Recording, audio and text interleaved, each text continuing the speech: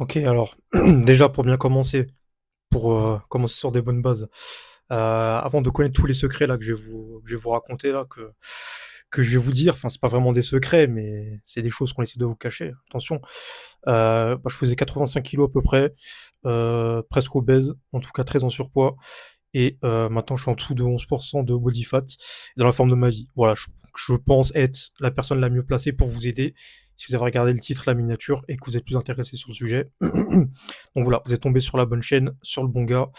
Euh, alors, alors, euh, qu'est-ce que qu'est-ce que j'entends par métabolisme? Qu'est-ce que j'entends par hormones? Qu'est-ce que j'entends par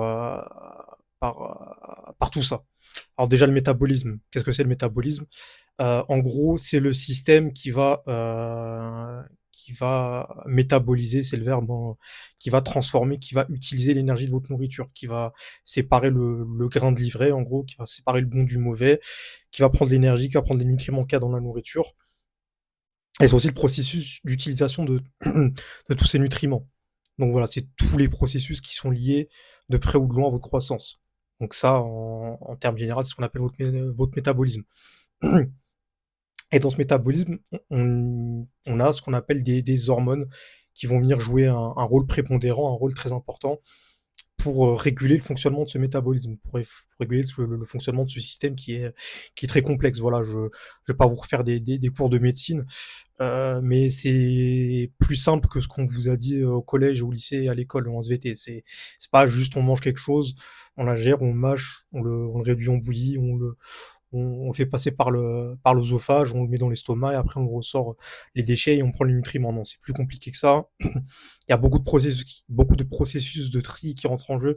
Même moi, je suis pas non plus très versé dedans. Je vois à peu près comment ça marche, mais voilà, c'est pas non plus, je suis pas non plus le plus gros, la personne la plus assidue scientifiquement. Voilà, je vais pas vous parler en termes scientifiques à proprement parler, mais comment moi je le comprends et comment je peux vous faire comprendre à vous. Donc, métabolisme, c'est fait. Importance des hormones aussi. On va revenir sur les trois hormones capitales dans le métabolisme de la nourriture un peu plus tard. Enfin, on va même y revenir maintenant. Donc, qu'est-ce qu'on a comme trois euh, hormones vraiment importantes? Il y en a beaucoup d'autres, hein, qui jouent un rôle, des enzymes, des protéines, etc. Des protéines dans le sens chaîne d'acides aminés, hein. Voilà, on va pas rentrer dans le détail. Je vais pas rentrer dans le détail. C'est pas, on n'a pas que ces trois hormones-là qui jouent un rôle dans le, dans le métabolisme, mais c'est les trois plus importantes dans ce qui nous intéresse, c'est-à-dire tout ce qui est prise de poids, maladie chronique, et tous les problèmes qui s'en suivent. Si vous avez regardé mes vidéos d'avant, vous connaissez à peu près ma position sur le sujet. Donc aujourd'hui, on va parler de leptine, d'insuline et de gréline. Bon, une fois n'est pas coutume, je vais commencer par le dernier, la gréline. Alors la gréline, qu'est-ce que c'est? Donc c'est une hormone qui finit donc par in, hein. Généralement, quand ça finit par in, il y a de grandes chances que ça soit une hormone. C'est l'hormone qui gère votre sensation de faim.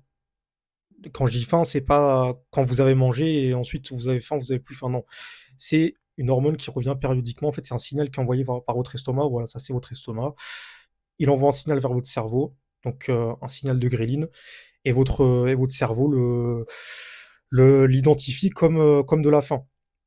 Et en fait, ça, c'est un signal périodique. Il revient indépendamment du fait que vous ayez mangé ou non. C'est-à-dire que si là, ce soir, je mange pas, demain, j'aurai toujours faim à la même heure. C'est-à-dire que si j'ai l'habitude de manger à midi et le soir, j'en sais rien, 18h, 19h, eh bien, j'aurai faim tous les jours à midi à 18h. C'est comme un signal pavlovien. Vous savez, c'est comme quand on- comment dire, on met un chien devant la nourriture, on associe cette nourriture à une cloche. Et dès qu'on sonne la cloche, le chien bave, indépendamment du fait qu'il y ait de la nourriture ou non d'ailleurs. Donc c'est à peu près comme ça que la grêline marche. Elle est directement liée à notre comment dire, à notre rythme circadien, voilà, notre rythme qui gère qui gère le sommeil, etc. Donc on peut voir aussi qu'il y a une grosse connexion avec tout ce qui est cycle du sommeil, etc. Bon, c'est un gros sujet, on va pas rentrer dedans. Tout ce qu'il faut savoir, c'est un signal qui revient périodiquement, qui va baisser ou monter indépendamment du fait que vous ayez mangé ou non. Je pense que ça vous a déjà arrivé, ça vous est déjà arrivé, pardon, de ne pas manger le midi, ensuite de ne plus avoir faim, par exemple. Vous avez attendu jusqu'au soir pour manger, et bah, vous globalement, vous êtes pas mort, quoi. Vous auriez pu manger, vous auriez bien aimé manger, vous avez pas mangé, vous êtes pas mort. Donc ça, c'est la gréline. Voilà, donc j'ai noté 3 gros points. C'est l'hormone qui, gère vos sensations de faim, qui donne le signal pour, votre, cerveau de dire que vous avez faim. C'est un signal périodique, donc il revient, il repart, il revient, il repart. C'est pas quelque chose que vous pouvez contrôler vous-même. En tout cas, c'est pas quelque chose que vous pouvez contrôler directement. Je viens de vous dire que le rythme du sommeil avait, avait une petite relation avec la gréline, une grosse relation. Bon, moi personnellement, je contrôle pas mon sommeil d'un claquement de doigts comme ça. Ou alors soit vous êtes Néo dans la matrice et là vous êtes vraiment très fort et je peux probablement pas vous aider. Donc bah, vidéo peut-être pas faite pour vous. Par contre, si vous n'êtes pas Néo, voilà, petite transition. Si vous n'êtes pas encore Néo de la matrice ou si vous n'êtes pas encore James Bond, voilà, vous n'avez pas encore tout compris à la vie, contrairement à votre serviteur. Vous pouvez aller checker mon programme dans la description. En plus, en ce moment, il est seulement à moitié prix, donc parce que j'ai pas encore fini de bien le faire. D'ailleurs, je prends les retours hein, si vous voulez m'aider à le construire à votre image avec vos problèmes à vous que vous rencontrez. C'est pour ça qu'il est encore en construction, donc n'hésitez pas à aller voir le lien dans la description. Alors, je pense que je suis encore en train de faire le site, donc s'il n'y a pas de lien, c'est normal. Mettez-moi un petit commentaire, je verrai au grain. En tout cas, sachez que j'ai mon programme de perte de poids qui est en cours de construction. Donc, si vous êtes intéressé par tous les tips, voilà, tous les conseils que je peux donner en plus, vraiment toutes les connaissances que j'ai acquis au fil des années, n'hésitez pas dans les commentaires ou le lien s'il y est déjà. Donc, la gréline, c'est fait. Maintenant, la leptine. La leptine, c'est le contraire. C'est l'hormone qui va dire à votre cerveau que vous avez plus faim quand vous êtes en train de manger. Par exemple, j'ai faim à cause de la gréline, je me mets à manger quelque chose, et en fait, c'est pas le signal de gréline qui va dire à mon cerveau que j'ai plus faim. C'est une autre hormone, c'est la leptine, qui va, en fait, plus précisément, dire à mon cerveau que j'ai stocké assez d'énergie. Donc, vous allez voir que c'est pas forcément lié seulement à la nourriture que j'ai dans l'estomac. C'est pour ça que la gréline est aussi importante. Hum, comment dire? En fait, la leptine sert surtout à gérer votre énergie. Donc, si vous, par exemple, buvez une canette de coca, c'est très riche en sucre. La leptine va monter très vite. Si vous avez un organisme qui fonctionne normalement, va vite monter très haut. Pour dire à votre corps, bah écoute, le cerveau, là on a assez d'énergie, je pense qu'on peut l'utiliser, on peut soit l'utiliser, soit la stocker. En tous les cas, il faut faire quelque chose avec. Et voilà, selon vos dispositions, votre cerveau va adapter les niveaux de glucose dans le sang, etc. avec la troisième hormone qu'on verra ensuite. Vous savez laquelle c'est parce qu'il en reste qu'une. Mais bref, pour le moment, on reste sur la leptine. En fait, vous allez voir que la leptine et l'insuline, justement, ont une relation très étroite. La gréline, c'est assez simple à comprendre, c'est seulement un signal périodique. La leptine et l'insuline, c'est vraiment un peu plus complexe. Donc, comme j'ai dit, la leptine, l'hormone de la satiété qui est liée au fait que vous avez assez d'énergie, qu'il faut soit la stocker, soit l'utiliser. Et l'insuline, ce qu'elle va faire, c'est qu'elle va réguler le sucre dans le sang. En fait, ce qu'elle va faire exactement, l'insuline, c'est que elle va prendre les petites molécules de glucose dans votre sang, glucose qui est essentiel à la vie. Hein. C'est pour ça que ça me fait un peu rire les gens qui ne mangent pas de glucose, parce que votre corps va le faire dans tous les cas. Donc pour moi, ça sert strictement à rien. J'ai fait des régimes hein, sans glucose, sans glucides. Bon, ça s'est pas très bien fini. Au bout d'une semaine, j'ai envie de tomber dans les pommes forcément parce que voilà, on est actif, on marche, on court, je sais pas, on fait notre vie. Forcément, au bout d'un moment, on a besoin de notre énergie. Si on n'en mange pas assez, qu'en plus notre corps doit en faire, bon, voilà, on n'est pas sorti d'auberge. Bref, pour vous dire que je suis passé par là.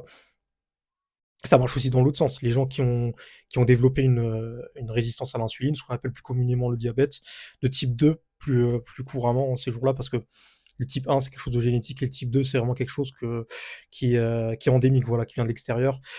Quand on bombarde nos niveaux d'insuline à force de manger de la bouffe bourrée de sucre à répétition, qu'on qu'on fait monter nos niveaux d'insuline et qu'on fait donc monter la tolérance à l'insuline de l'organisme, au bout d'un moment, le corps ne peut plus produire assez d'insuline. C'est un peu plus compliqué que ça, mais en gros, le plus vous produisez d'insuline, le plus il va vous en falloir la prochaine fois. Et c'est vraiment ce qu'on veut essayer d'éviter en fait. Vous allez voir que vraiment le gros de la guerre entre guillemets, c'est de limiter les pics d'insuline. C'est pour ça qu'il faut éviter la bouffe bourrée de sucre, la bouffe industrielle donc au maximum. Et en fait, ce que l'insuline va faire, vous allez voir, c'est très pervers. Enfin, en fait, c'est plutôt bien fait. C'est même très bien fait. C'est même fascinant de voir ça, qu'en fait, l'insuline, ce qu'elle fait, c'est que, en fait, elle bloque le signal de la leptine. Elle bloque le signal de la leptine, ce qui fait que si votre insuline monte, le signal de leptine au cerveau va descendre. Ce que ça va faire quand le signal de leptine au cerveau va descendre, en fait, le cerveau va comprendre que il n'y a pas assez d'énergie, qu'il faut encore en accumuler, qu'il faut encore en accumuler, qu'il faut encore en accumuler, qu'il faut encore manger. En gros, qu'on a encore faim, qu'il faut encore du sucre. Naturellement, ce phénomène, il arrive deux fois dans la vie d'un être humain ou d'une femme, d'un être humain. Enfin, je parle des hommes en général. C'est soit en étant enceinte, donc si vous êtes une femme, soit à la puberté. Donc c'est les deux moments où vraiment vous avez besoin de prendre de la masse, vraiment vous avez besoin de beaucoup d'énergie. Et en fait, quand on y pense, c'est logique. L'insuline bloque le signal de leptine pour qu'on continue à accumuler de l'énergie parce qu'on en a besoin, c'est normal. Sauf que, sauf que, ça marche quand on a de la nourriture qui a des niveaux enfin, qui fait monter notre insuline à des niveaux normaux. Quand on a de la nourriture bourrée de sucre, raffinée, qu'on trouve nulle part dans la nourriture classique, on va pas rentrer dans les détails sur quel sucre, etc. Mais quand on s'injecte de ça tout le temps, tout le temps, tout le temps, forcément les niveaux d'insuline ils montent beaucoup plus haut, beaucoup des mille fois, des niveaux mille fois plus élevés que ce que c'était censé être. Donc vous allez voir que là, du coup, la leptine sera tout le temps bloquée et on n'aura jamais assez d'énergie, donc il faudra toujours manger. Et en plus, ce que l'insuline fait, si ça c'était pas suffisant, ce que fait l'insuline quand on en a plus, et a fortiori quand on construit une tolérance, c'est que du coup on prend du poids forcément, parce que vu que c'est lié à la leptine, euh, déjà on accumule plus de nourriture, c'est déjà un facteur de prise de poids. Et le deuxième, c'est que l'insuline gère directement la redirection comment dire, d'énergie vers la graisse, enfin vers les cellules graisseuses, vers la masse adipeuse. Bon, qu'elle soit viscérale ou sous-cutanée, c'est pas forcément la question, ça c'est un autre débat, mais donc il y a un effet doublement nocif, il y a un effet doublement nocif. Et ça, c'est quelque chose que beaucoup de gens ne savent pas. C'est pour ça qu'une calorie n'est pas une calorie, encore une fois, c'est beaucoup plus compliqué que ça. Et c'est tous des processus qu'on, qu'on, dont on parle nulle part à l'école, hein. Globalement, on vous dit juste que vous digérez la nourriture et c'est à peu près tout, hein. On vous parle pas de tous les cycles comment dire, d'enzymes, etc. Bon, il y a des processus qui finissent en ase avec des transportases, des transférases. Bon, c'est très compliqué, mais moi, j'ai pas tout compris. Vous n'avez pas besoin d'en arriver jusque-là. Sachez juste, je vais juste vous donner un exemple, la molécule de sucrose. Tiens, c'est un glucose, un fructose. C'est enfin, c'est deux molécules qui sont collées ensemble pour faire une plus grosse molécule, si j'ai bien compris. Et donc, on a ce sucrose où il y a un glucose qui est nécessaire à la vie dont on a besoin et un fructose qui est métabolisé comme l'alcool. C'est-à-dire qu'il est métabolisé directement par le foie et que, en fait, il n'y a aucune réaction dans le corps qui a besoin de fructose. C'est-à-dire que le foie a une habilité limitée à métaboliser le fructose, mais il n'en a pas besoin. Donc ce que ça va faire, c'est que ça va faire exactement les mêmes effets sur votre foie que l'alcool. Ça actionne, ça prend en compte exactement les mêmes réactions, exactement les mêmes réactions en chaîne. Donc voilà, juste pour vous dire, voilà, quelque chose que vous saviez pas, le sucre est métabolisé comme l'alcool. En tout cas, la moitié du molécule de sucrose, le sucre en poudre, hein, qu'en gros on met dans le thé, dans le sucre. Donc à petite quantité, ça va encore forcément parce que le foie peut, euh, peut, peut faire avec. Mais dites-vous juste qu'on donne du sucre aux enfants. Voilà, je vous laisse avec ça. Je passe à mon point suivant pour pas trop faire durer la vidéo.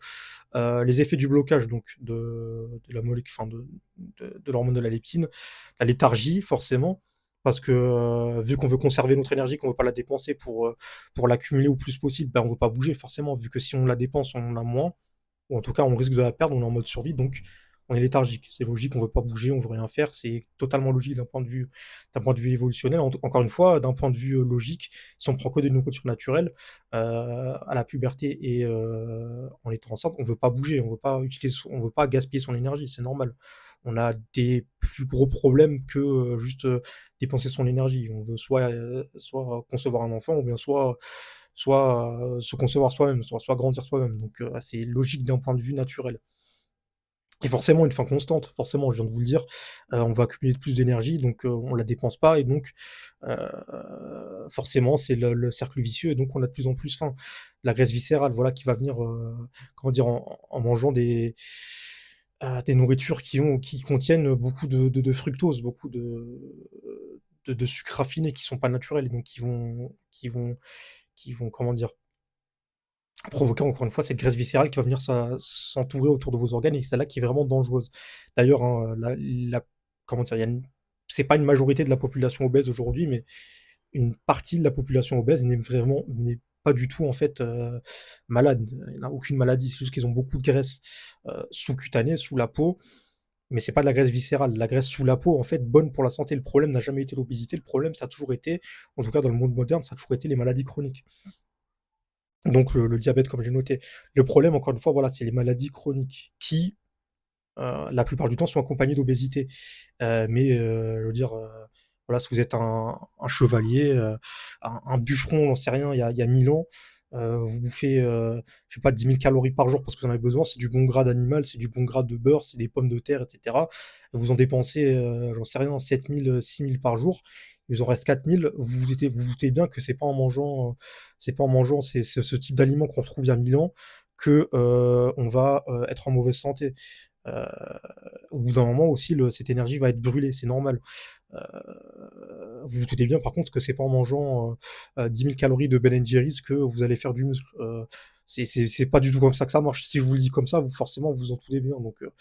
Donc voilà, il y a un bout d'un moment, faut aussi, euh, faut aussi mettre les barres sur les T, les points sur les i, c'est normal.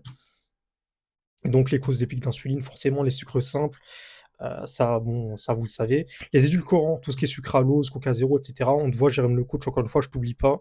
Jeter dans mon viseur. Non, tu ne peux pas boire du Coca Zéro sans modération et t'attendre à perdre du poids. Ou en tout cas, t'attendre à être en bonne santé. Euh, Peut-être que si tu comptes tes calories, que tu te fais vraiment malheur, tu te fais vraiment douleur, que tu te fais vraiment bon gré mal gré, ça peut marcher pour perdre du poids. Déjà, de un, tu auras faim tout le temps parce que forcément, ton corps, enfin, ton cerveau sait pas faire la différence entre, entre, entre sucre avec des calories et édulcorants. Donc, dans tous les cas, il va faire monter l'insuline. Et qu'est-ce que ça fait quand on fait monter l'insuline? Bah, ça fait monter la faim. Donc, on se retrouve avec des gens qui s'affament pour rien, qui comptent leurs calories, qui comprennent pas pourquoi ils ont toujours faim. Alors que moi, je peux faire des régimes à 1800, 1600 calories par jour, manger que de la bonne bouffe, et vu que je bois que de l'eau, bah, j'aurais pas faim. J'aurais pas, bon, actuellement, je compte pas mes calories parce que j'essaie de prendre du poids, voilà, j'essaie de reprendre un peu de poids parce que je suis un peu trop descendu à mon goût, mais bref, c'est pas le sujet. Euh, vous pouvez mettre à 1700, 1800 calories, je vais pas avoir faim. Voilà, je vais pas avoir leur. Alors qu'il y a des gens vous connaissez plein de gens qui ont fait des régimes comme ça, mais qui n'ont pas forcément changé leurs habitudes alimentaires. Elles ont juste changé enfin, le niveau d'énergie qu'elles mangent, mais elles n'ont pas changé les nourritures qu'elles mangent. Donc forcément, le poids, ils vont forcément le reprendre, parce que si vous changez pas vos habitudes alimentaires avant de changer le niveau de calories que vous avez, forcément, il y a un problème quelque part. Et donc j'ai mis les aliments transformés. Bon, ça c'est normal, ça rejoint un peu les deux aliments avant. Donc sucre simple, édulcorant, aliments transformés, ça c'est Raus, on n'en veut plus. Donc tout ce qui est sucre caché, le fructose qui est toxique, comme je vous ai dit. Si je peux vous donner quelques exemples de repas problématiques, quelque chose qui me vient à l'esprit là maintenant tout de suite, j'en sais rien. Si vous prenez des cordons bleus, la panure qui est bourrée de sucre, voilà. Alors, vous ne sentez pas forcément le sucre dans le palais, mais le cerveau sait qu'il y a du sucre. Voilà, il sait le repérer.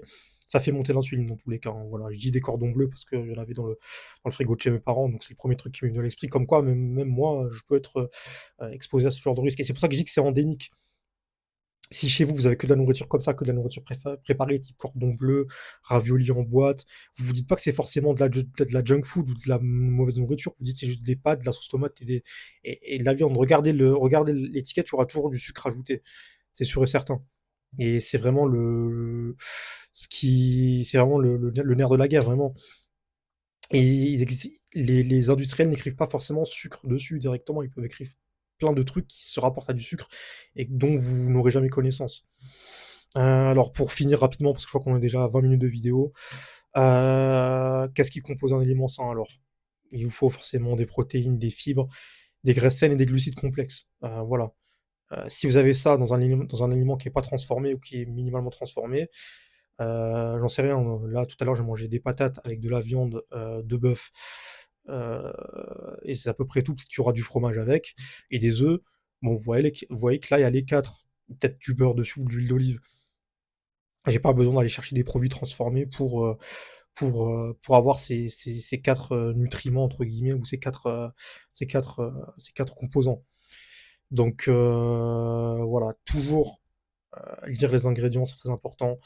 Heu, il y a un proverbe japonais qui dit que, si c'est du miso enfin, non, excusez-moi, si ça a la couleur du miso, si ça a le goût du miso, alors c'est probablement, déjà pas le meilleur miso, c'est peut-être pas du miso tout court. Donc, vous savez, le miso, c'est cette soupe de poisson japonais, hein. J'aime bien cette expression parce que vraiment ça résume tout, très, très simplement. Donc voilà, si c'est trop beau pour être vrai, c'est que c'est trop beau pour être vrai. Si on vous donne, un truc, tout préparé, et il y a aucun, bon, je dis ça, s'il y a aucun désavantage, il peut y avoir des trucs tout préparés où il y a aucun désavantage, mais c'est vraiment des trucs simples dans ce cas-là. Vous voyez, si par exemple je prends des haricots verts surgelés, il faut juste que je les mette, dans le four avec un peu d'huile d'olive et c'est bon, ils seront prêts. Mais voilà, si c'est trop beau pour être vrai, c'est forcément que c'est trop beau pour être vrai. Il y a pas de, comment dire, il y a pas d'exception à cette règle. En tout cas, j'en ai pas encore trouvé. Voilà, n'hésitez pas à me mettre vos suggestions en commentaire. N'hésitez pas à regarder mon programme. Je pense que si, voilà, si vous êtes un chevalier, si vous êtes un lord, bah, je vais essayer de faire ma communauté, hein, parce que j'en ai un peu marre que on se mette à bouffer de la merde tous alors que clairement on mérite mieux. Donc voilà, s'il n'y a pas encore le lien dans la description, il y est bientôt. S'il n'y a pas encore le lien dans la description, c'est que j'ai pas encore fait le travail, donc il faut que je m'y mette. Voilà, n'hésitez pas, les commentaires, le petit j'aime si vous avez aimé la vidéo, les suggestions, et ben on se retrouve à bientôt pour une nouvelle. Allez, ciao.